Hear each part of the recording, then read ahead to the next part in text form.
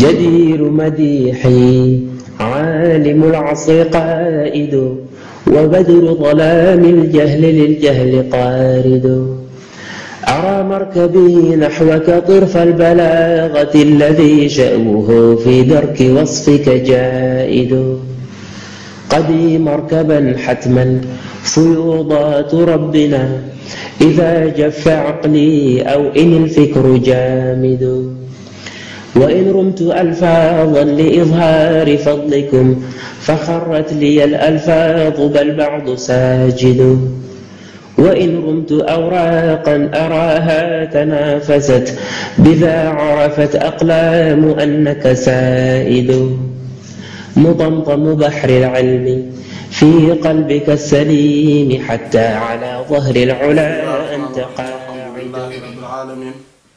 والصلاة والسلام على أشرف المرسلين سيد الأولين والآخرين سيدنا وحبيبنا وشفيعنا ونبينا ومولانا محمد وعلى آله وصحبه أجمعين ورضي الله تبارك وتعالى عن قطب العارفين وإمام الصديقين أبي العباس أحمد بن محمد التجاني وخلفائه المهتدين وأهل طريقته الفائزين الرابحين. أما بعد، قال سيدي العلامة العارف بالله الشيخ محمد بن عبد الواحد السوسي النظيفي رضي الله تعالى عنه وأرضاه عنا به في الدرة الخريدة على الياقوتة الفريدة بالإسناد المتصل في أول الكتاب إليه.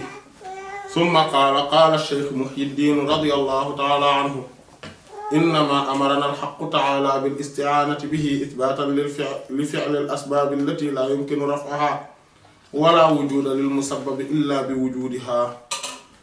انتهى إلى آخره. Donc après le louange à Allah subhanahu wa ta'ala et les prières et salutations sur le saint prophète Sayyidina Muhammad alayhi salatu wa salam, nous allons continuer, Inch'Allah Ta'ala, dans notre commentaire, ou bien dans la traduction commentée du livre intitulé Ad-Durratul Kharida ala al-Yaqutatul Farida. Donc, Ad-Durratul Kharida, donc c'est la perle, l'or pur et bien préservé, bien gardé, qui est un commentaire sur le poème intitulé Al-Yaqutatul Farida, qui est la perle singulière. Et donc les deux ont été rédigés, comme nous l'avions vu, par l'éminent érudit Sayyidi Muhammad ibn Abdul Wahid al-Nazifi radiyallahu ta'ala anhu wa ardahu anna bihi. Et donc, dans la séance précédente, nous avions vu ce qui était relatif à la mention de la basmala au début de la rédaction d'un livre et au début de la rédaction d'une lettre également, mais aussi son importance dans beaucoup de choses, dont les ablutions, dans les sacrifices et dans toutes choses, comme Allah subhanahu wa ta'ala par l'intermédiaire de son prophète sallallahu alayhi wa sallam nous a enseigné et nous a demandé de citer et de mentionner, d'évoquer le nom d'Allah subhanahu wa ta'ala avant toute chose importante. Et donc nous avions vu également la parole de Sayyidi al-Arabi ibn Sa'ih radiyallahu ta'ala anhu, postulant que la basmala a été instaurée, a été légiférée pour qu'on puisse demander à Allah subhanahu wa ta'ala, pour qu'on puisse être demander l'assistance d'Allah subhanahu wa ta'ala, et donc pour éveiller, pour tirer la sonnette, la sonnette d'alarme, pour alerter les serviteurs de s'éveiller et de prendre en compte ces attributs de faiblesse, d'incompétence hein, d'impuissance et d'ignorance qui sont liés en lui et qui sont inhérents en lui et qui sont intrinsèques en lui. Et donc, ce sont des attributs qui sont intrinsèques, certes, ou inhérents au serviteur, mais souvent le serviteur ne se rend pas compte de cela, parce que tout simplement, il est voilé. Et ils sont voilés, souvent, le serviteur est voilé par rapport à cela, parce qu'il voit tout le temps ses actes, voilà, ses faits et gestes et ses paroles. Donc, il pense que c'est lui le vrai acteur, il pense que c'est lui le vrai... donc, celui qui parle, donc celui qui fait son discours, celui qui agit comme il veut et que tout dépend de lui, alors que tout dépend d'Allah subhanahu wa ta'ala. Et donc, quand on nomme ou on mentionne le nom d'Allah subhanahu wa ta'ala au début de tout acte, cela nous éveille par rapport à cela, et donc nous avions un peu... nous nous sommes un peu étalés là-dessus dans la séance précédente. Et donc, celui qui ne voit pas cela et qui se considère comme étant le vrai acteur et qui voit que c'est lui le grand, celui le méritant, ce dernier aura sûrement mérité également la punition ou la colère ou le courroux d'Allah subhanahu wa ta'ala, qu'Allah nous en préserve. C'est comme ce que Qarun avait dit quand on lui avait interpellé sur le fait qu'il devrait faire du bien, qu'il devrait être bienfaisant envers les serviteurs d'Allah, subhanahu wa ta'ala, les esclaves envers les autres. Il disait que non mais attendez là, on est où? Moi, ce bien là que j'ai, tout cet argent là que j'ai, il était tellement riche que le trésor, les clés de ces trésors étaient insoulevables par un groupe de robustes. Donc, juste les clés de ces trésors. Donc, quand on l'interpelle et on lui dit donc voilà, il faut bien être bienfaisant envers les créatures d'Allah subhanahu wa ta'ala, comme Allah a été bienfaisant envers toi, il dit mais attendez là, on est où? Pourquoi vous me demandez de faire tout cela alors que moi, c'est moi qui ai tout fait pour apprendre et connaître la gestion et l'économie, les finances, pour pouvoir avoir toute cette fortune. Innama utituhu ala ilmin indi.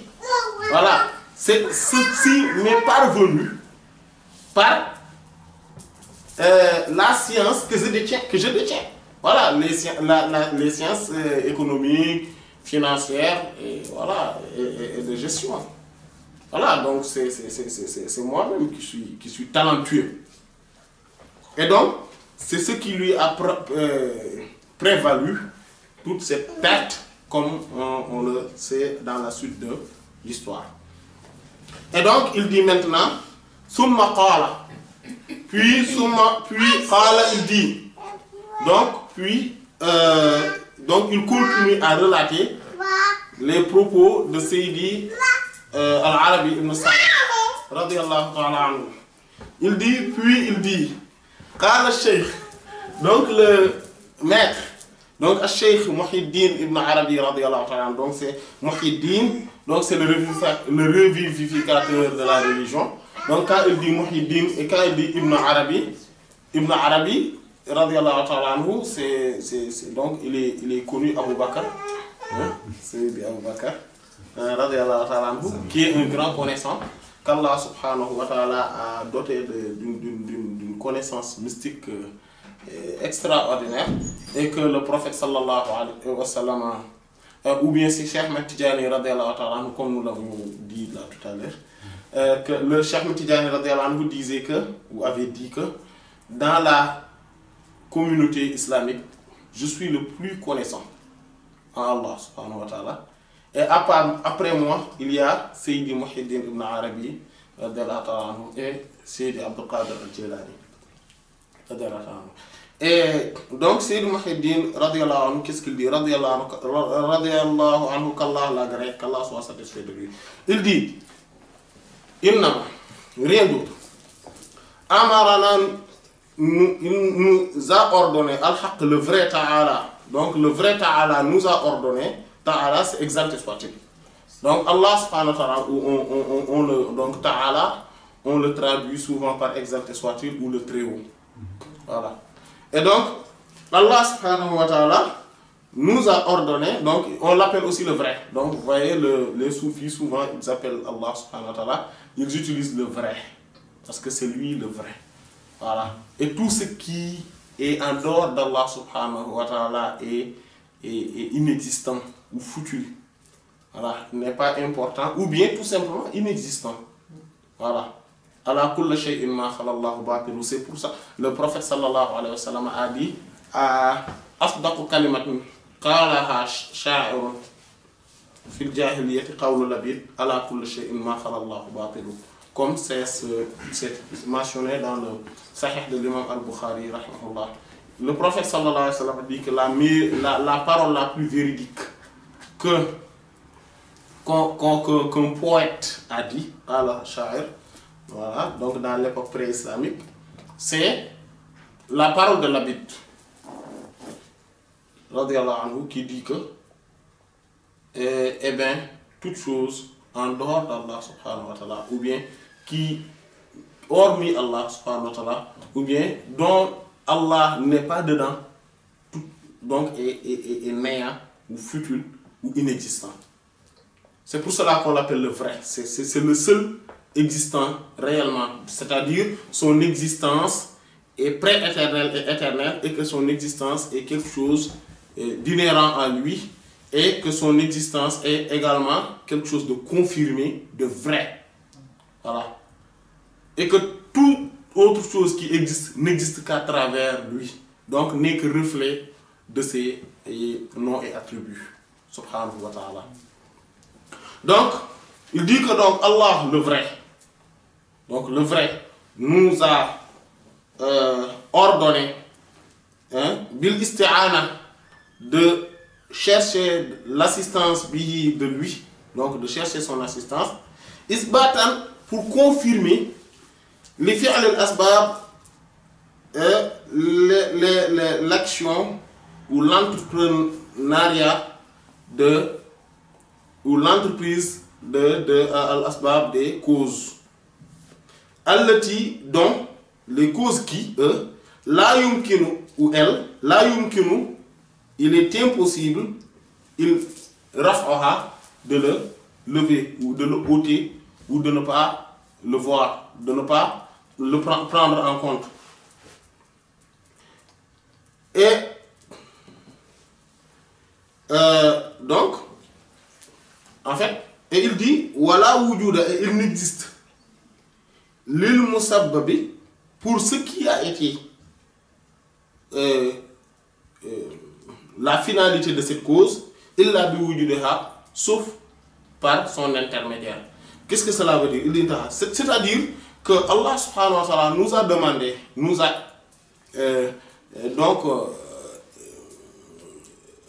lui demander ou à chercher de nous qu'on lui demande assistance dans toute chose, devant toute chose, en disant Bismillah, ou bien en cherchant son assistance dans toutes circonstances pour confirmer les causes. Parce qu'en fait, nous, on voit que les causes existent.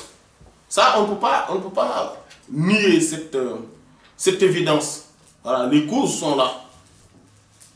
Mais toutes ces causes-là ne sont qu'en réalité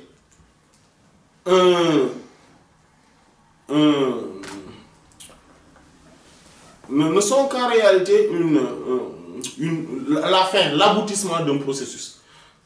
Et les processus consistent au nom divin et au nom et attributs divins. Donc les noms et attributs d'Allah subhanahu wa ta'ala étant donc à l'origine de toute chose, et la cause n'est que n'est qu'un reflet de ses noms et attributs divins. Voilà. Et donc, nous, on ne peut pas nier cela. Allah subhanahu wa ta'ala nous demande donc, à chaque chose, sur toute chose que l'on doit faire, ou dans toute réaction, de se dire que voilà, Allah subhanahu wa ta'ala est là. Et donc, c'est lui qui a instauré cette cause-là. Par exemple, le fait que apprendre permet de savoir, de connaître, est une cause. Donc, apprendre l'apprentissage en tant que tel ou l'enseignement est une cause. Mais ce n'est pas la vraie cause. Ce n'est pas la vraie raison pour laquelle on connaît. C'est Allah subhanahu wa ta'ala qui enseigne, qui fait connaître. Comme il dit, et c'est lui qui vous a fait connaître, vous a fait savoir ce que vous n'aviez jamais connu. Donc, la connaissance vient d'Allah subhanahu wa ta'ala directement. Mais, comme il faut, en fait, les 5 sens sont des canaux. Donc, l'apprentissage à travers les 5 sens ne sont que des canaux. Mais qui enseigne directement, qui enseigne véritablement, c'est Allah subhanahu wa ta'ala. C'est pour cela qu'on ne peut pas se dire que c'est moi qui, voilà, c'est parce que j'ai appris que je connais ou que j'ai de la science. Non, on dit tout simplement que Allah subhanahu wa ta'ala nous a fait savoir. C'est comme ça qu'il faudrait voir les choses. Parce que beaucoup d'autres ont aussi appris. Et on fait beaucoup plus d'efforts que toi dans l'apprentissage, mais qui n'ont pas abouti à la science que tu disposes, dont tu disposes. Et donc, voilà, on ne peut pas aussi dire que c'est parce que j'ai fait du commerce, j'ai mis en place beaucoup d'entreprises que j'ai eu une richesse. Non, c'est Allah subhanahu wa ta'ala qui m'a donné cette richesse-là. Les causes sont là, on ne peut pas les nier. Donc, on va aller les chercher à travers les causes. Donc, parce que le fait de délaisser ces causes est une forme de manque de convenance ou de règle de bienséance par rapport à Allah subhanahu wa ta'ala. Comme Seydi Abu Bakr le disait, le fait de délaisser, donc, voilà, la quête des causes, est une forme même de manque de convenance et de bienséance d'une politesse spirituelle envers Allah subhanahu wa ta'ala. Donc Allah subhanahu wa ta'ala a mis en place les causes pour nous montrer, et c'est comme si c'est un langage à travers lequel il nous parle. C'est comme, voilà, comme vous voyez les panneaux de signalisation quand quelqu'un conduit. Il voit à travers les panneaux de signalisation un langage que l'État lui adresse, ou l'État ou le service en tout cas qui s'occupe de la sécurité routière, etc., lui adresse, lui dit que voilà, le feu est rouge, donc il faut que toi tu t'arrêtes. Mais le feu est vert, bon, donc tu peux y aller. Voilà. Et quand il voit donc là où il sait stop, etc., c'est comme s'il lui dit, ben écoute, il faut que tu t'arrêtes un peu pour voir si de part et d'autre il n'y a aucune voiture qui arrive et pour que tu puisses continuer. Voilà, donc ça c'est un langage qu'on lui adresse. Donc le panneau est là, mais le panneau ne parle pas. Il ne parle pas, mais c'est l'agent qui parle. Mais il a parlé à travers ce panneau-là. Donc Allah subhanahu wa ta'ala a mis en place ces causes pour nous dire que voilà, si tu veux telle chose, c'est moi qui le donne. C'est de moi que tout vient, que tout provient. Mais si tu le veux réellement, passe par ce canal-là. Si tu as soif, tu as vraiment soif, et que tu veux que cela soit, que tu arrives à satiété, maintenant, bon, j'ai créé ce qu'on appelle l'eau. De l'eau. Et donc, prends de l'eau et bois-le. Hein, et le soif se dissipera. En fait, ça, c'est un cadeau. L'eau en tant que telle n'enlève pas ce soif-là. Mais Allah subhanahu wa ta'ala nous a... C'est comme si, en fait, c'est pas comme si, entre guillemets, en fait, c'est la réalité. Il nous parle à travers cela, en nous disant, prends de l'eau et je vais satisfaire ton besoin de soif que tu as. Voilà, c'est une expression qu'Allah subhanahu wa ta'ala c'est le langage qu'Allah subhanahu wa ta'ala utilise avec nous. Voilà. Tu veux avoir de l'argent? Tu veux? Ben, va faire du commerce ou va essayer de rédiger un CV et tu vas aller chercher un travail, ou bien va faire de l'agriculture ou de l'élevage, etc., etc., etc. Donc, alors que Allah subhanahu wa ta'ala est le véritable pourvoyeur, c'est lui-même qui donne. C'est lui-même qui s'occupe de la subsistance des créatures. Il n'existe, comme Allah subhanahu wa ta'ala l'a dit, il n'existe aucune créature sur terre si ce n'est que sa subsistance est en Allah subhanahu wa ta'ala. Donc c'est Allah subhanahu wa ta'ala qui s'occupe de la subsistance de ces créatures et qui les pourvoit, qui est le véritable pourvoyeur. Mais c'est un langage à travers lequel il nous parle et à travers lequel il fait, il agit. Nous, on ne peut pas composer directement ou traiter directement avec les noms et attributs d'Allah subhanahu wa ta'ala. Directement, on ne peut pas. Par exemple, si Allah subhanahu wa ta'ala nous montrait sa science ou sa force contraignante, etc., nous, on serait écrasés dès la première manifestation. Mais il se manifeste à travers des voiles. Et ces voiles-là, c'est ce qu'on appelle les causes. Voilà. Quand on voit, par exemple, quand on sent la douleur de quelque chose qui nous frappe, on sait que voilà, la force d'Allah subhanahu wa ta'ala est là. Mais Allah subhanahu wa ta'ala ne va pas nous frapper par juste cet attribut-là de force. Sinon, on ne pourrait pas tenir. Il ne nous montre pas aussi ses connaissances à travers juste une connaissance comme ça. Non, on ne pourrait pas tenir. Et il a créé des choses qui sont insupportables pour le commun des mortels.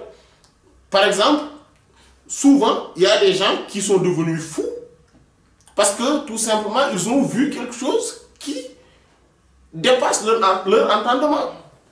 Ou ils ont entendu des choses qui dépassent leur entendement et ils sont devenus fous.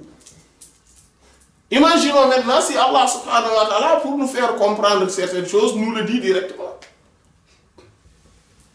Il a utilisé les causes pour nous montrer que c'est lui qui est là, c'est lui qui nous donne, c'est lui qui fait, c'est lui qui agit, c'est lui qui dit, etc., etc. Et maintenant, le fait que nous cherchons son assistance nous montre que, voilà, donc il dit que pour confirmer, pour établir ces causes-là, le fait d'entreprendre ces causes, et donc on entreprend cette cause, et on se dit que voilà, cette cause-là n'est qu'un voile à travers lequel Allah subhanahu wa ta'ala se manifeste en nous, ou à nous. Voilà. Sans cela, rien ne pourrait exister. Parce qu'on n'aurait pas la force de comprendre tout cela et de les supporter aussi. Et donc, c'est là où s'arrête sa parole. Il dit Qala ta'ala. Donc, il exalté soit-il a dit, donc c'est Allah subhanahu wa ta'ala. Iyyaka na'budu wa iyyaka nasta'in. Suratul Fatiha, verset 5. Donc, Iyyaka, toi seul na'budu, nous adorons. Donc, nous vouons servitude, culte et adoration. Wa iyyaka, et c'est toi seul nasta'in que nous demandons assistance, aide. Allah subhanahu wa ta'ala. Wa qala, et Allah a dit également, Ista'inu billahi wasbiru. Sourate Al-A'raf, ayat 128. Ista'inu, demandez assistance, billahi à Allah, wasbiru, et soyez patient, soyez endurant et supportez ce que Allah subhanahu wa ta'ala. Donc les méfaits qui vous arrivent, et voilà, et les difficultés que vous rencontrez. Donc Allah subhanahu wa ta'ala nous demande de lui demander assistance et maintenant, et d'endurer Voilà. Et d'essayer d'être patient et de supporter les difficultés, les peines. C'est comme ça. Voilà. Et il a dit, aussi Allah subhanahu wa ta'ala a dit, Wallahu khalaqakum wa ma ta'malun. Sourate As-Saffat, ayat 96. Wallah, c'est Allah khalaqakum vous a créé wa ma ta'malun et ce que vous œuvrez. Wallahu khalaqakum wa ma ta'malun. Donc, voilà. Donc, Allah subhanahu wa ta'ala non seulement nous a créé, mais toutes les actions là, nos faits et gestes, nos moindres faits et gestes ont été également créés par Allah subhanahu wa ta'ala. Voilà. Et le ma, si on peut le traduire sur plusieurs angles, on peut dire que Allah vous a créé wa ma ta'malun, c'est-à-dire alladhi ta'malunahu. Donc c'est alladhi ta'malunahu. Voilà. Donc ce que vous œuvrez, c'est Allah également qui l'a créé. Et donc ça va être ismu mawsoul. Et le ma pourrait être également masdariya. C'est-à-dire que donc on dit c'est-à-dire que le ma qui montre qu'il y a un substantif qui est là. Donc c'est-à-dire que Allah wallahu khalaqakum, donc wa ma ta'maluna, donc wa amalakum. Et donc quand ce ma est masdariya, c'est Allah vous a créé et il a créé également vos œuvres. Donc là on n'a pas besoin de mettre le damir, donc le pronom à la fin, wa ma ta'maluna, bimana walladhi ta'malunahu, le ha là à la fin, hu, le damir, le pronom là, on n'a pas besoin de le mettre comme sous-entendu. Et le ma pourrait être également nafiya, c'est-à-dire le ma qui réfute, qui est là pour réfuter, pour dire que cela n'a pas existé. Il dit donc c'est Allah qui vous a créé et vous n'avez pas véritablement agi. Vous n'avez pas véritablement œuvré. Tout ce que vous voyez là comme œuvre provenant de vous ne sont que des causes qui sont là, n'est que voile. Mais c'est Allah subhanahu wa ta'ala qui œuvre à travers tout cela. Donc il faut voir Allah subhanahu wa ta'ala à travers tout cela. C'est pour cela que Iyyaka na'budu wa iyyaka nasta'in est important. Donc Allah, c'est toi seulement que nous adorons. En fait, Iyya signifie ça. Toi seulement, uniquement. Toi uniquement que nous adorons. Mais c'est toi aussi uniquement que nous demandons assistance, aide. Voilà. Parce que c'est Allah subhanahu wa ta'ala qui agit en vérité. C'est le véritable acteur. Et comme nous l'avions dit dans la séance précédente, le jour où nous allons réaliser cela et nous allons comprendre effectivement que tout provient d'Allah subhanahu wa ta'ala et qu'il n'existe réellement un acteur qu'Allah subhanahu wa ta'ala et que nous sommes infiniment faibles, infiniment ignorants, infiniment impuissants et incompétents, infiniment pauvres, et que Allah subhanahu wa ta'ala qui est tout à fait le contraire, infiniment riche, infiniment puissant, infiniment fort, et donc infiniment compétent et puissant, infiniment savant, ce n'est qu'à ce moment-là qu'on sera réellement dans la présence. Et quand nous réaliserons cela, on sera dans la présence divine et dans la haute instance divine. Donc c'est ce qu'on appelle la hadara. Voilà, celui qui réalise cela, qui tout ce qu'il voit, il ne voit que l'aboutissement, c'est-à-dire que le reflet des noms et attributs divins. Voilà. Toute chose, quand une chose est là, il y a derrière les noms et attributs divins qui font de cela ce qu'il est. Donc cela n'est qu'en réalité l'apparence. Donc c'est pour cela que ce que nous voyons, ce que nous sentons, ce que nous comprenons, ce que nous touchons, voilà, ce que donc tout ce à quoi nous accédons par nos 5 sens et autres, c'est-à-dire le 6e sens, n'est qu'en réalité ce qu'on appelle les formes de l'existence. Les formes de l'existence, comme on dit. Les formes de l'existence. Mais l'existence en tant que telle, ce n'est pas ça. Parce que cela n'est que les formes apparentes, l'apparition. L'existence en tant que telle, c'est Allah. Subhanahu wa ta'ala. Donc c'est pour cela que les connaissants disent que seul Allah existe.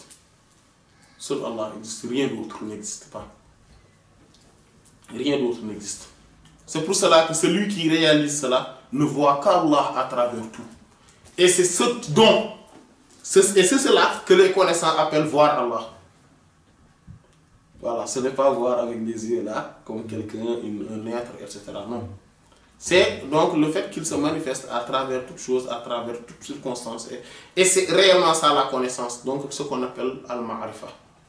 Quand quelqu'un arrive à cela, il est devenu arif. Il est connaissant. Il a le lever du voile. Il a réalisé cela. Donc il a le dévoilement et l'illumination. Voilà.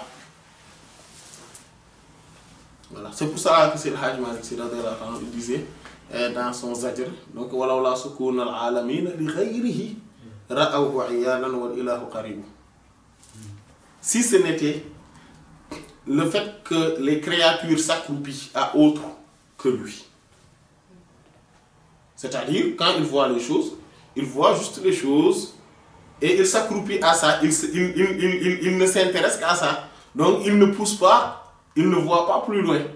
Il ne pousse pas le bouchon plus loin. Voilà, comme on le dit, il ne voit pas plus loin que le bout de leur nez. Voilà, quand il voit les choses que superficiellement. Et si ce n'était pas ça, et qu'ils savent que voilà c'est Allah qui est là, ils le verront avec les yeux, c'est-à-dire les yeux du cœur. C'est pour ça qu'Allah subhanahu wa ta'ala, quand il a dit que les visions, donc les visions, c'est-à-dire que de la vue et de l'œil, là, ne l'atteignent pas. La tudrikuhul absar wa huwa yudrikul absar wa huwa al-latiful khabir. Les yeux ne l'atteignent pas. Les visions, les regards, voilà, ne l'atteignent pas. Subhanahu wa ta'ala. Mais c'est lui qui atteint les regards. Et c'est lui le subtil, al-latif. Parce que le mot latif, ça signifie la subtilité dans ce verset. Parce que dans d'autres versets, cela peut signifier le compassionnant, le doux. Mais dans ce verset, latif signifie le subtil. C'est lui le subtil, le bien informé, al-khabir. Donc c'est lui qui connaît la finesse des choses.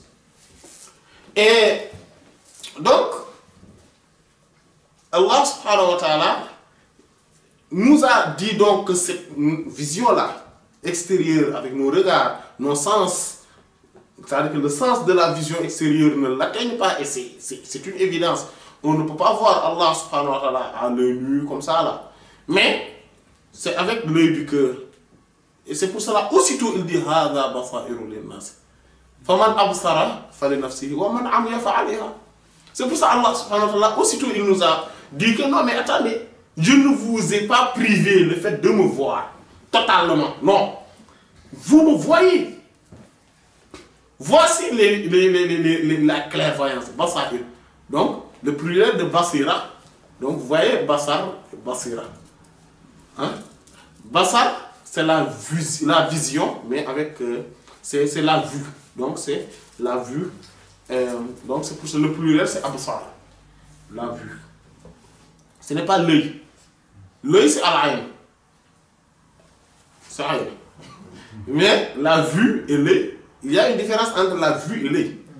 La vue, c'est la faculté, l'attribut. Et donc, cela ne l'atteint pas. Ne l'atteint pas, jamais. Mais la vision, c'est-à-dire la clairvoyance, c'est pour ça, c'est le pluriel de Basira, Basair. Et donc, ces visions, là, voilà. C'est comme si, en fait, Allah nous dit, après nous avoir dit que cette vue-là ne l'atteint pas, il nous dit par contre la clairvoyance, cette vision du cœur m'atteint. Et il dit donc, c'est lui qui veut voir. Donc celui qui veut voir avec cette vision du cœur, donc cette clairvoyance, il ne le fera que pour lui. Waman Amia, celui qui est victime de cécité ou qui veut être aveugle, mais c'est contre lui également. C'est contre soi-même. Voilà. Donc c'est ce que ce vers-là veut dire. Donc si ce n'était pas, si ce n'était pas que les créatures s'accroupillaient ou se limitaient juste à ça, à autre que lui, Allah subhanahu wa ta'ala, il le verrait à l'œil nu, c'est-à-dire l'œil du cœur. À l'œil nu. Parce que c'est l'œil du cœur, en fait, qui a l'attachement avec. C'est pour ça Allah subhanahu wa ta'ala dit que et ce ne sont pas les yeux là qui sont aveugles, qui sont victimes de cécité, mais c'est l'œil, c'est le cœur qui se trouve dans les poitrines. Eh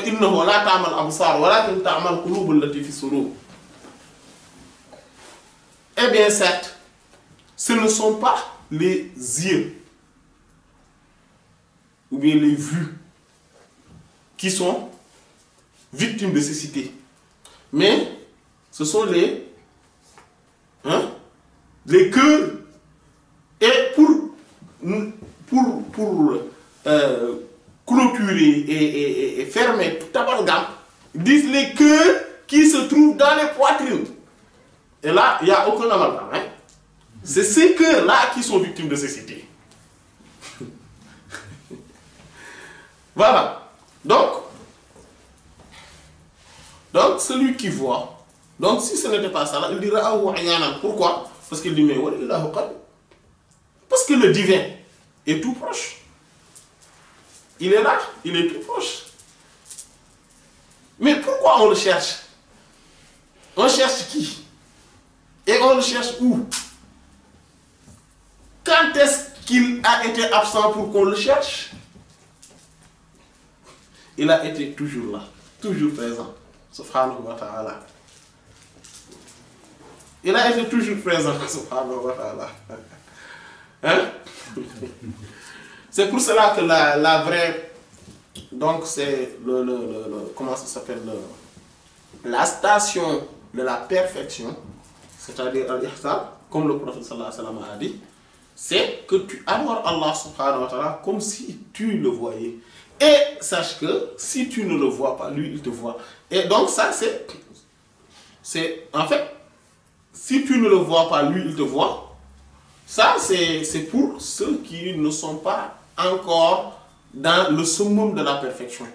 Mais ceux qui sont dans le summum de la perfection, eux ils adorent Allah subhanahu wa ta'ala. En fait ils voient Allah. C'est pour ça que tu adores Allah comme si tu le voyais.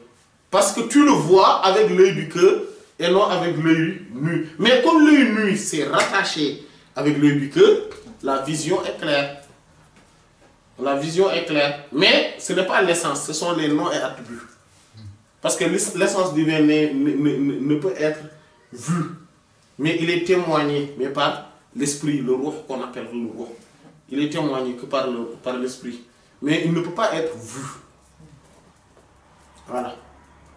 Et c'est pour cela qu'au paradis, on voit Allah, subhanahu wa ta'ala, mais toujours avec cet œil. Donc, proportionnellement à notre foi, à notre degré de perfection, c'est proportionnellement à ça également qu'on voit Allah, subhanahu wa ta'ala. C'est pour cela que tout le monde ne voit pas Allah de la même manière au paradis. C'est proportionnellement à notre degré de vision intérieure. Voilà. Et la vision d'Allah subhanahu wa ta'ala est possible parce qu'au paradis, les lois changent. Ici, sur terre, c'est l'extérieur qui domine. Parce qu'on est sur terre. Il y a les conditions, les circonstances qui font que c'est l'extérieur qui domine. Voilà. On a par exemple cette silhouette.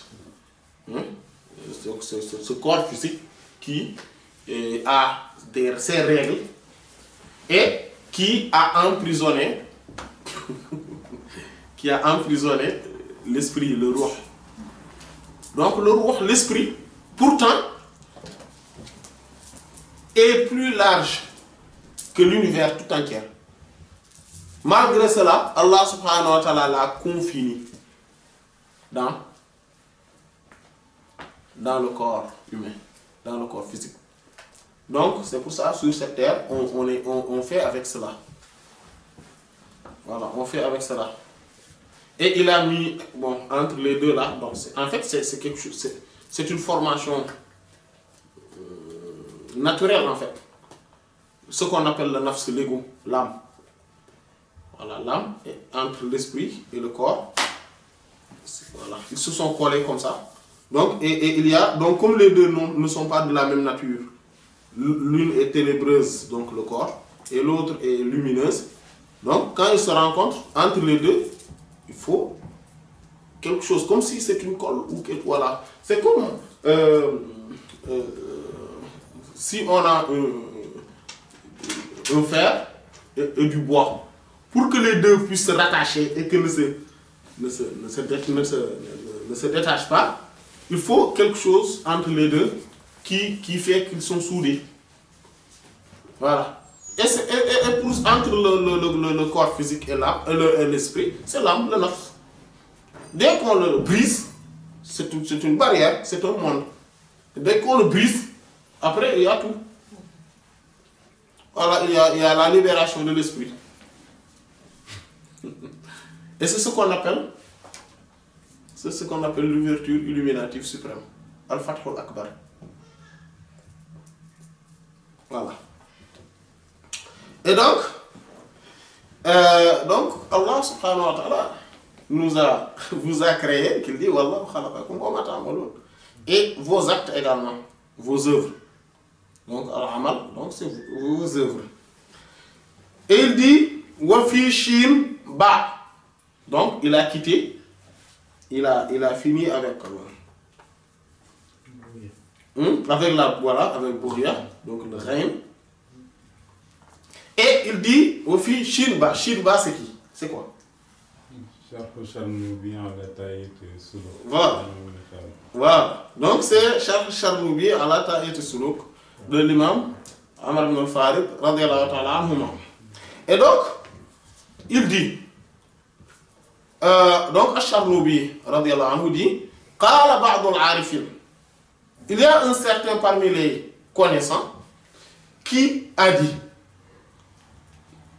Walamma, et lorsque Kanat a été al-asma ou les noms al-ilahiyyat divins, Sababun, qui ont été les causes wujud al-alam, de l'existence de l'univers, ou bien du monde, Kanat, et lorsque donc, il dit, vous voyez, c'est ce qu'on disait tout à l'heure. Donc, les noms divins ont été à l'origine de l'existence de ce monde-là. Donc, de ce qu'on voit là. Donc, ce qu'on voit là, l'extérieur, et ce qu'on voit là, ce qui est palpable, le monde palpable. Mais l'intérieur, la réalité de cela n'est constituée que de noms divins. En fait, il faut savoir que toute chose dans ce monde, toute chose, toute particule, a un extérieur et un intérieur. Donc, il a deux volets. Toute chose a deux volets, extérieur et intérieur. L'extérieur est ce qui est accessible à travers les cinq sens. Ça, c'est l'extérieur. Et l'intérieur de cette particule, c'est le nom divin, c'est-à-dire que le nom d'Allah, subhanahu wa ta'ala, qui a été à son origine et qui est sa réalité. Ce qu'on voit là n'est que la partie superficielle. Ce n'est pas sa réalité. Sa réalité est le nom divin à travers lequel et par lequel cette chose a été créée.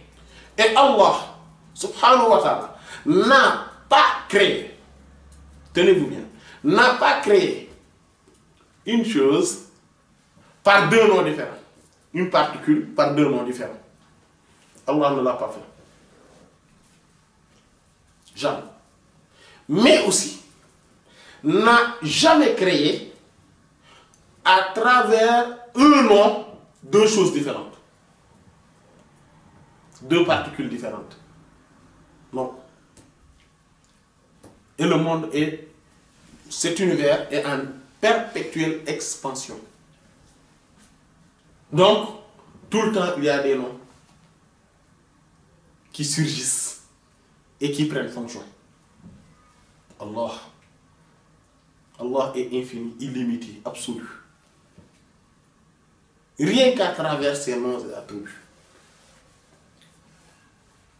Et donc, les 99 noms qu'on connaît, ce qu'on appelle Al-Asma al-Husna, sont la couverture, constituent la couverture, ou bien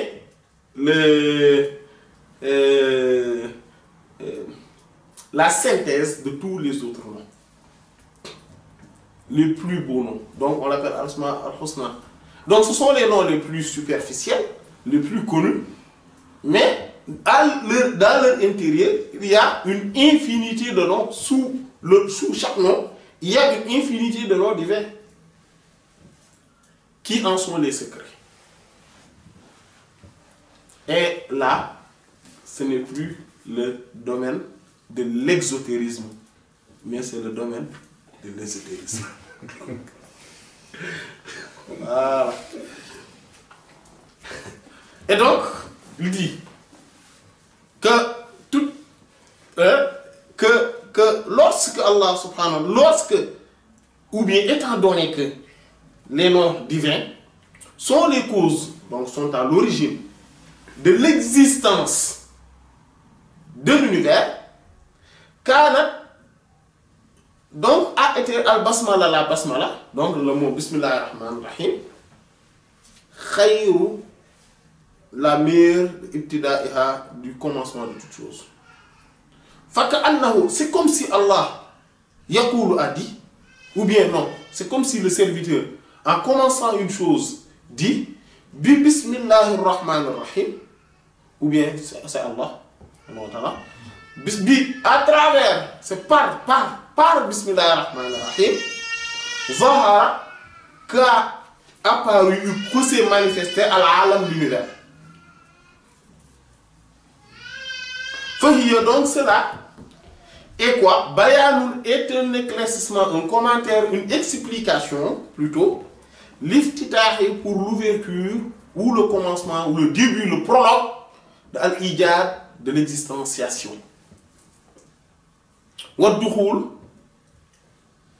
et l'entrée, il a baytul wujud dans le sanctuaire de l'existence, bihasab al-istidad, selon la prédisposition.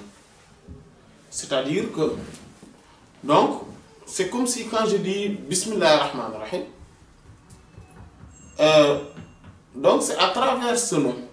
C'est comme si quand je commence quelque chose, je dis que cette chose-là que je vais faire, Allah va l'existencier. Donc Allah va l'existencier en ce moment-là. Et au moment de l'existencier, je vais utiliser le nom d'Allah, subhanahu wa ta'ala, la basmala, qui regroupe. C'est-à-dire, donc je dis que c'est par le nom d'Allah que je demande assistance. Et je demande la baraka. Et je vais commencer tout ce que je suis en train de faire, donc cette œuvre-là, ou cette chose-là, qui va être aussitôt apparaître dans la création à travers les noms donc divins, donc les noms divins. Et donc, selon les prédispositions, cela va apparaître, mais par ce nom. Donc moi, je prends conscience en disant la basmala. Donc j'ai conscience que ce que, comme par exemple, j'écris une chose, j'écris une lettre, comme ça, un bas, j'écris, hein, un bas. Cela, cette écriture-là est unique, C'est la première fois et la dernière fois que cette écriture existe. Parce que le bas que moi j'ai écrit et le bas que vous écrivez, vous allez écrire ou vous aviez déjà écrit, ne sont pas la même lettre. Ils se ressemblent dans leur forme. Ils sont dans la même catégorie, mais ce n'est pas la même chose. C'est pour cela que on ne peut pas faire une chose deux fois. C'est pour ça qu'on ne se baigne jamais 2 fois, hein, dans le même fleuve. Hein? Hein? Jamais. Pourquoi? Parce que les choses se renouvellent tout le temps. Voilà. Quand moi je répète une phrase et que vous le répétez après moi, les mots qu'on a prononcés ne sont pas pareils. Ils se ressemblent, certes, mais ce ne sont pas pareils. Voilà. C'est pour cela qu'Allah subhanahu wa ta'ala a spécifié chaque personne et l'a particularisé d'une infinité de choses. Allah est grand. Voilà. Sur ce fauteuil-là, plusieurs personnes ont assis sur ce fauteuil. Mais le fait que moi je m'assois là, cette assise, voilà, cette assise est unique dans l'univers. Jamais une personne ne l'a fait et jamais une autre personne ne le fera. Cette assise, j'ai dit. Hein? Voilà. Et cela se remarque plutôt sur certains actes plus méritoires. Par exemple, le fait d'embrasser la pierre noire. Quand quelqu'un arrive dans la pierre noire là et l'embrasse là, il va se sentir, si bien sûr, et il a cet éveil spirituel, il va se sentir comme étant unique dans cet univers. Où il est la seule personne dans cet univers et dans cet instant qui s'est attaché et qui a embrassé cette pierre noire qui est unique au monde. Voilà, et ça c'est grand. Mais ça, c'est remarquable dans ces cas de figure. Mais toute chose qu'un serviteur fait, il doit se sentir unique et donc privilégié et particularisé par Allah subhanahu wa ta'ala.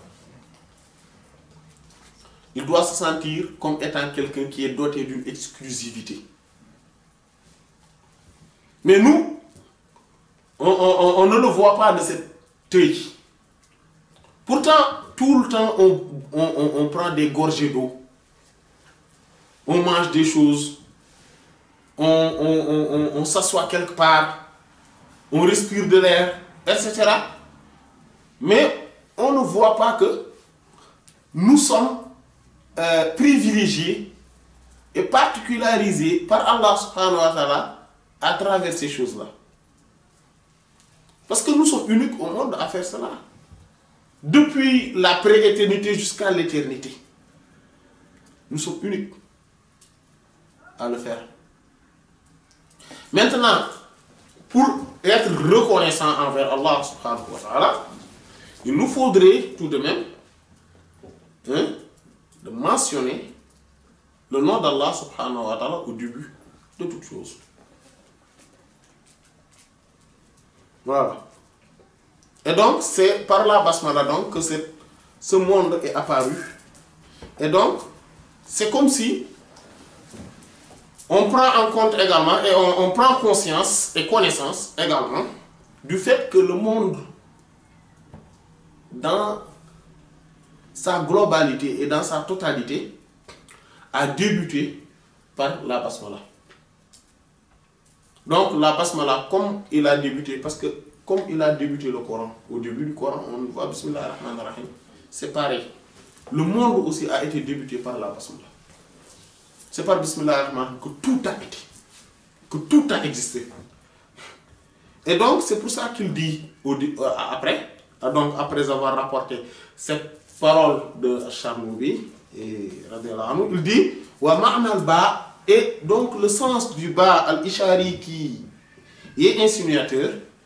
Donc le ba indique quelque chose, insinue à quelque chose. C'est quoi?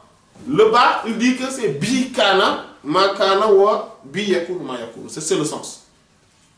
Bi à travers moi ou par moi, Allah, par moi, kana a été ma kana, tout ce qui a été. Wabi, et c'est par moi Allah, yakunu que sera, ma yakunu tout ce qui sera. Tout ce qui existera et tout ce qui a existé et tout ce qui est en train d'exister l'est véritablement par moi. Que par moi uniquement. Uniquement, exclusivement. Il dit Walisa, c'est pour cela qala a dit ba'd al-arifin un des arif billah ma ra'aytu shay'an illa wa ra'aytu al-ba'a maktubatan alayhi. Je ne vois aucune chose, nulle chose. Ma ra'aytu, je ne vois shay'an, aucune chose, illa, sauf que, sans que, wa ra'aytu al-ba'a, je vois le ba de la basmala maktubatan alayhi qui est mentionné ou inscrit là-dessus. Sur toute chose que je vois le ba de le ba qui est inscrit. Pourquoi? Parce que c'est par le bas que toute chose existe et que toute chose existera. Donc c'est par Allah subhanahu wa ta'ala. Donc le bas indique par moi, Allah.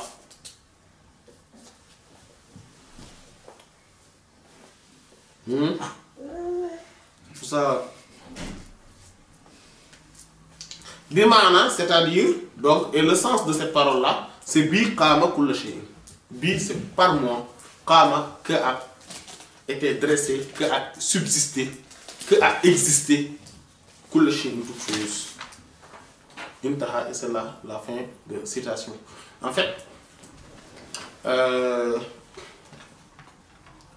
donc le bas de la basmala, la prochaine fois, Inch'Allah, on va s'y étaler sur le sens de ce bas. Mais là, on va continuer, Inch'Allah, parce qu'il va en reparler. Quand il dira wa ma'ani al-ba' fi nuqtatiha, on va en reparler, Inch'Allah, du bas de la basmala, et qu'il a beaucoup de sens et une infinité de sens. Les arif billah, les connaissants accomplis, voient à travers ce bas de la basmala, parce que là, on a commencé à entrer dans le sens de la basmala. Il a parlé de ses mérites, de pourquoi cela a été légiféré et instauré par la législation islamique, etc. Mais là, depuis la parole de Charnoubi, ou bien plutôt, voilà, Ma'na al-Ba al-Ishari, plutôt, voilà, là, quand il dit Ma'na al-Ba al-Ishari, donc le paragraphe là qu'on est en train de voir, il commence à parler du sens de la basmala. Donc il commence par le bas. Nous allons, Inch'Allah, parler, mais on va pas s'y étaler, on va en parler brièvement sur le sens de la basmala, Inch'Allah, mais dans la séance à venir, Inch'Allah. Et donc, il dit fil azizi. Donc, dans l'azizi, il a dit, rahmahullah, fa'ida. Fa'ida, c'est une, on dit note, remarque. Remarque, en fait, c'est quelque chose d'utile, donc remarque, voilà. Ou bien note. Mais quelque chose, voilà. Dit Qala al-Nasafi, Imam al-Nasafi, rahimahullah, a dit fi tafsirihi dans son tafsir. Le tafsir de al-Nasafi, rahimahullah, c'est un des grands tafsirs avec que beaucoup de savants donnent une importance particulière. Voilà. Il dit il a été dit que Al-Kutubul Munazzala, les livres révélés, les livres qui ont donc descendu, révélés, Minasama du ciel, il a donné sur terre, donc en venant vers la terre, Mi'a wa Arba'a Suhuf, sont au nombre de Mi'a, 100 wa Arba'a et 4, donc 104 Suhuf feuilles. Donc ce sont 104 feuilles. Shisun, donc le prophète Shis, alayhi salam, donc c'est le premier, donc c'est un fils de Sayyidina Adam, alayhi salam, donc c'est son fils direct, et qui a été l'ancêtre direct aussi du prophète sallallahu alayhi wa sallam, donc c'est un ancêtre du prophète sallallahu alayhi wa sallam, son aïeul. Et donc, Chis, alayhi salam, lui a reçu surtout 60. Donc, parmi les 104 feuilles, il y a le prophète Chis, alayhi salam, qui a reçu 60. Wa Suhuf Ibrahim, donc comme on voit dans le Coran, dans Sabbahisme, le Suhuf Ibrahim Moussa, voilà, il nous parle de ces feuilles de Sayyidina Ibrahim alayhi salatu wassalam. Eux, ils sont au nombre de Salasuna 30. Wa Suhuf Moussa, et donc les feuilles de Moussa, Sayyidina Moussa alayhi salam, comme la Taurat, avant la réception de la Torah. Donc avant que la Torah, donc le Taurat, soit révélée à Sayyidina Moussa alayhi salam, il a reçu des feuilles. Donc c'est pour ça qu'on parle de Suhuf Moussa alayhi salam. Donc, ces feuilles-là étaient au nombre de Ashara, 10. Ils étaient au nombre de 10. Wat Torah, donc il y a aussi la Torah qui est descendue, mais qui a été révélée à Sayyidina Moussa alayhi salatu wassalam. Wal Injil, il y a les évangiles, l'Injil, qui a été révélé à Sayyidina Isa alayhi salatu wassalam. Et il y a Zabour, il y a ce qu'on appelle Az-Zabour, donc ce sont les psaumes, ce qu'on appelle le psaume de Sayyidina Daoud alayhi salam. Wal Furqan et le discernement, c'est-à-dire Al-Qur'an. Furqan, c'est l'autre nom du Coran. Donc si on regroupe tout cela, cela va faire 104. Donc 60 de Sayyidina Chis, les 30 de Sayyidina Ibrahim alayhi salam, les 10 de Sayyidina Moussa alayhi salatu wassalam. Donc ça fait combien? 100. 100. Voilà. C'est tout, c'est la somme. Voilà. Et donc, voilà. Et donc, ce qui fait que ça fait 104. Voilà. Taurat, Injil, Zabour et le Coran.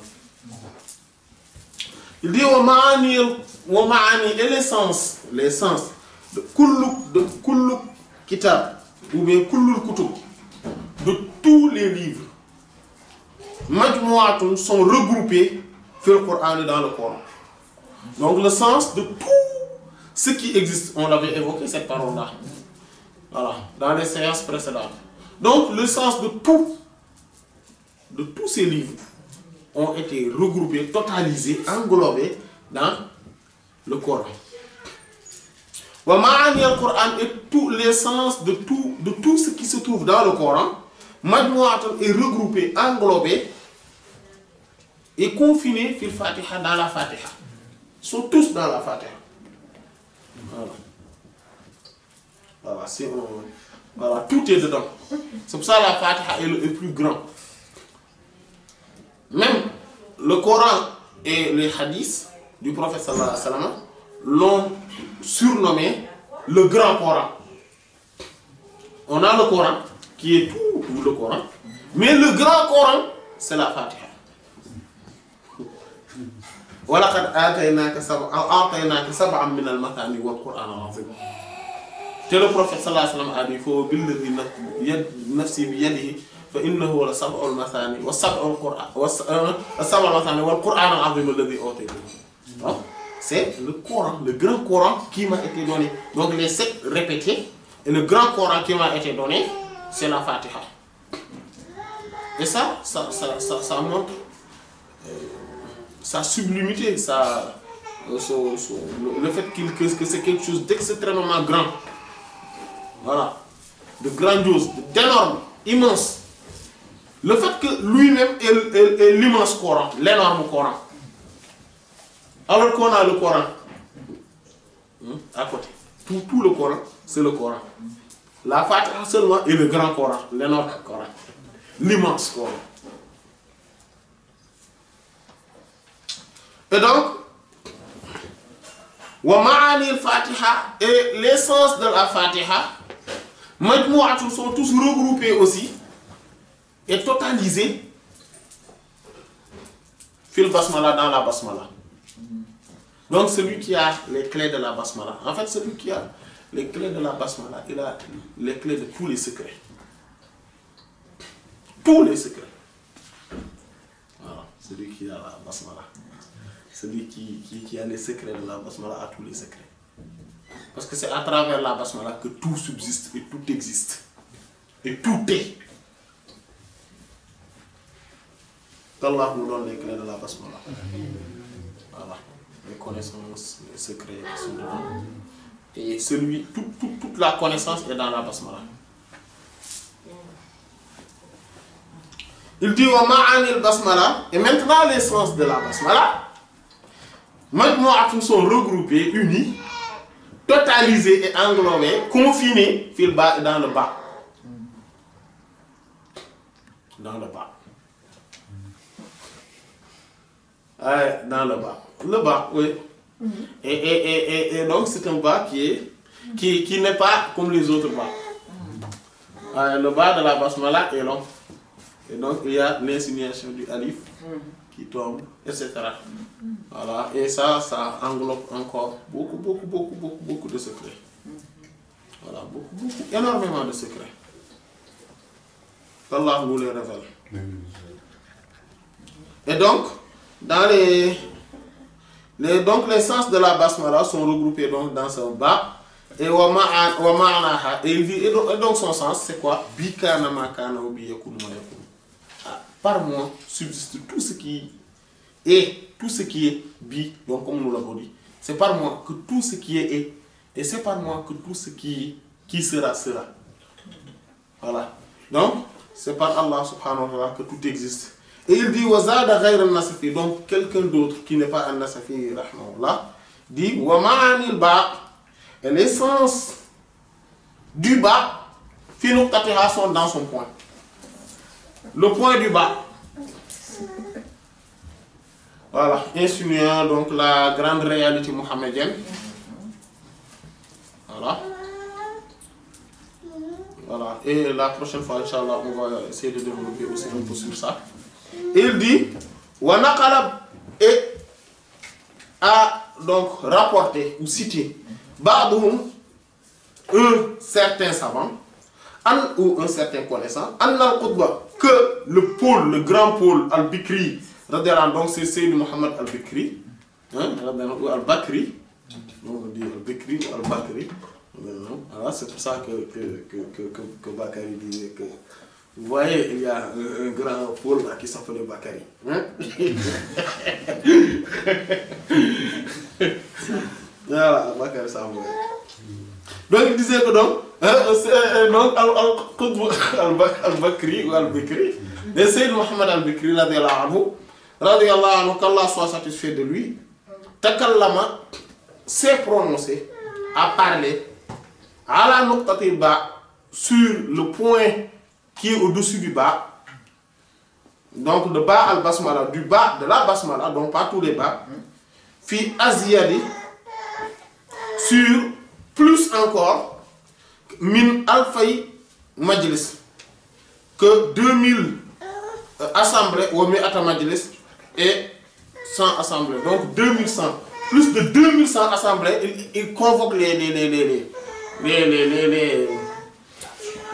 élèves, donc les élèves, les étudiants, et il commence à parler du point sous le bas. Et pendant 2100 séances, ou plus, et plus de 2100 séances, il n'a pas encore terminé sur les sens du point qui est sous le bas. Voilà, voyez-vous que par rapport à ces géants, nous sommes infiniment ignorants. Et ça, c'est pour ça qu'il ne faut jamais perdre de vue cette réalité-là. Voilà.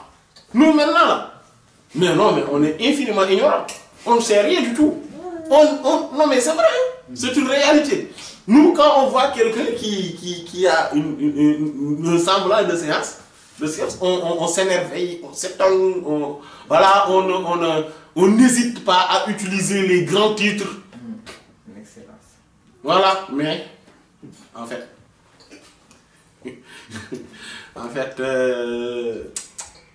les choses sont autrement.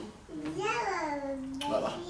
Il y a de très grands savants qui ont existé sur cette terre. C'est pour ça qu'il faut toujours être muni d'une humilité, d'une modestie par rapport à tout cela. Voilà. Allah est infiniment grand, infiniment énorme, infiniment donateur, voilà, infiniment généreux et infiniment favorisant. Et il favorise qui il veut. Il lui donne des sciences insondables, indescriptibles, insaisissables. Voilà.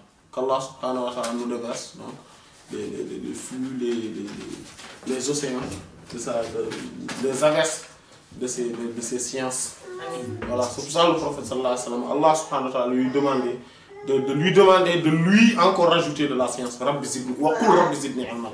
Et dit, oh Allah, rajoute-moi de la science. Et vous voyez que ce verset-là, c'est le verset 114.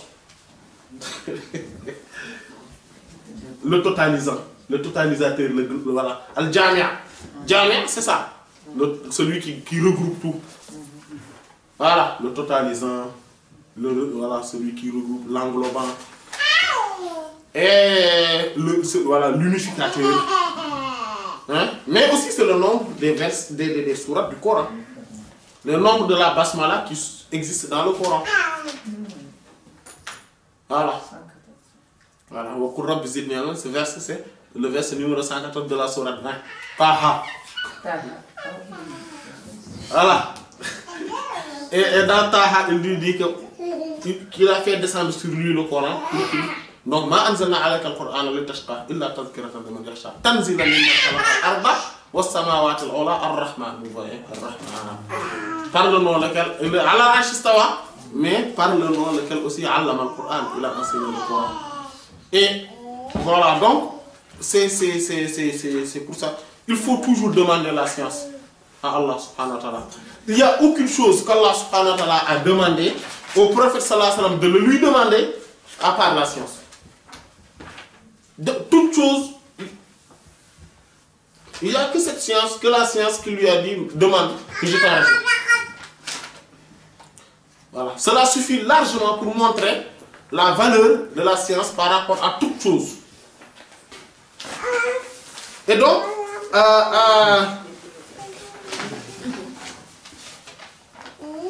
voilà, ces 2100 séances, il dit, plus de 2100 séances, et que lui-même, c'est-à-dire Sayyidi Muhammad al-Bakr, en fait, c'est sur lui que la Salat al-Fatih a été descendue. C'est Sayyidi Muhammad al-Bakr. Voilà, c'est celui-là qui avait fait cette retraite spirituelle de 39 ans, 11 mois, 29 jours, donc 40 ans moins un jour, pour recevoir la salat al-Nabi, la prière sur le prophète sallallahu alayhi wa sallam, qui a regroupé tous les autres, qui englobe tous les autres. Et Allah subhanahu wa ta'ala lui a révélé la salat al-Fatih. Voilà, Allah l'a révélé la salat al-Fatih. Et lui a dit maintenant, utilise-le pour toi. Ce n'est que pour toi, parce que celui à travers qui ou par qui cela doit être connu n'est pas encore arrivé. Et donc, utilise-le toi.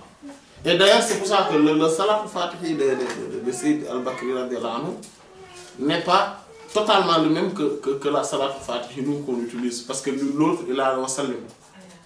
Et le nôtre, il n'en a pas. Mais quand on regarde les valeurs numériques et les secrets qui sont dedans, on voit que le nôtre, c'est le plus global et le plus et donc le plus condensé et qui a qui a la plénitude des flux, des lumières et des secrets. Alhamdulillah. Alhamdulillah pour cette louange à Allah subhanahu wa ta'ala qui nous a dotés de cette grande faveur. Voilà. Et donc, celui-là, donc c'est un grand pôle. Lui, donc, plus de 2100 séances, il ne parlait que du point sous le bas et de ses sens. Et que lui, qara'a, il a récité, fi nuqtatiha, donc ou bien il a enseigné, il a enseigné fi nuqtatiha sur le point du bas arba'ata ashara aman 14 ans. Pendant 14 ans, il n'enseignait que sur le point du bas. Voilà. Maintenant, imaginons qu'est-ce que cela devrait être. C'est quoi ces sciences-là? Et si on regarde cela, et lui, il connaît sur ce point ce qu'il peut développer pendant 14 ans. Et ce qui est sûr, c'est qu'il n'a pas tout révélé de ce qu'il connaît. Maintenant, imaginons ce qu'il va connaître de ce qui reste du Coran. Si c'est juste le point là, du bas. Vous voyez comment il s'est baigné dans les réalités du Coran, dans les secrets du Coran. Voilà, il y a de quoi être humble et modeste. Qu'Allah nous le donne. Voilà, Wallahu ta'ala a'lam wa sallallahu ala sayyidina Muhammad wa ala alihi wa sahbihi ajma'in. Subhana rabbika rabbil izzati amma yasifun wa salamun ala al-mursalin. إليك انتهى الإحسان والجود والعلا بك الدين لا يخلو بك الحق صاعد نفائس عرفان كنظم اللآل بل كدرات أصداف لك الفصل حامد ولي صميم محسن أنت عارف وقور عدول كيد إبليس فاسد وأنت الذي للعابدين وقانتين والراكعين الساجدين العطارد كفيت بإلباس الشريعة سترة حقيقتك الأصفى فسرت مساجد جليسكم قد نال خيرا مضاعفا ومنكركم يشقى عن الحق حائد